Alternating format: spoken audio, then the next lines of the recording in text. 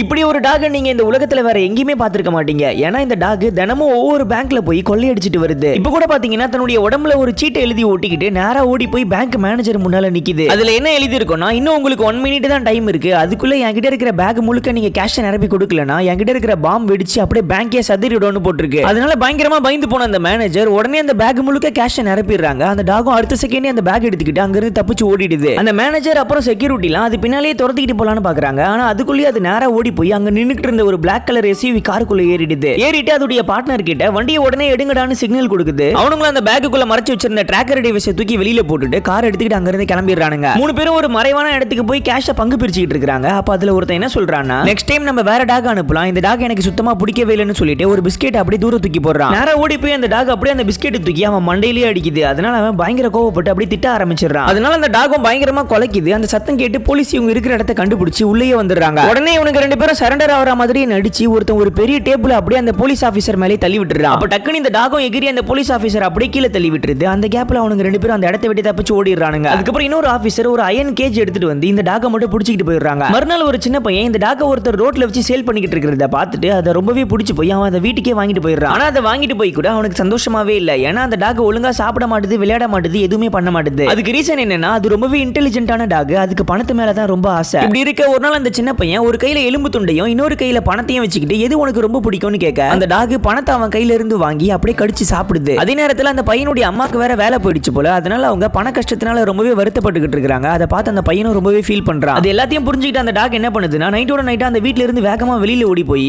ஒரு ரெஸ்டாரண்ட்டுக்கு போய் அங்க சாப்பிட்டுக்கிட்டு இருந்த ஒரு லேடியோட ஹேண்ட் பேக்குள்ள இருந்து பணத்தை திருடிட்டு வந்து ரோட்ல பிச்சை எடுத்துக்கிட்டு இருக்கிற ஒருத்தருக்கு முன்னால போடுது. அவரும் அதை பார்த்து ரொம்பவே சந்தோஷப்பட்டு அதை எடுத்து அவருடைய பவுல்ல போட்டுக்கிட்டு ஜாலியா உட்காந்து பாட்டு பாடிக்கிட்டு இருக்காரு. அந்த கேப்ல அந்த டாக் அவருடைய பவுலையே ஆட்டையை போட்டுக்கிட்டு ஓடிடுது. மறுநாள் அந்த பையன் அந்த டாக் ஒரு டாக்டர் கிட்ட கூட்டிட்டு போறான். ஆனா நம்ம டாக் அந்த டாக்டருடைய பர்ஸையே திருடிடுது. ஆனா இது மாதிரி மெத்தட்லாம் ரொம்பவே ஸ்லோவா இருக்குன்னு சொல்லிட்டு நம்ம டாக் கேஷ் எடுத்துட்டு வர வேன்லயே போய் திருடலாம்னு சொல்லிட்டு அந்த வேனுக்கு அடியில ஓடி போய் உட்காந்துக்குது. இப்போ காட்ஸோ நிறைய கேஷ் இருக்கிற பேக் எல்லாம் எடுத்துட்டு வந்து அந்த வண்டியில ஏத்திக்கிட்டு இருக்காங்க. அந்த கேப்ல நம்ம டாக் அவங்களுக்கே தெரியாம அதுல ஒரு பேக் அப்படியே ஆட்டையை போட்டுக்கிட்டு ஓடிடுது. நேரா ஓடி போய் அந்த கேஷ் எல்லாத்தையுமே ஒரு மரத்துக்கு அடியில கொட்டி விட்டுட்டு அதுக்கப்புறம் அந்த பையனையும் கூட்டிட்டு வந்து அந்த கேஷை காட்டுது. அந்த பையன் அவ்வளவு கேஷை பார்த்த உடனே பயங்கர ஷாக் ஆயிடுறான்.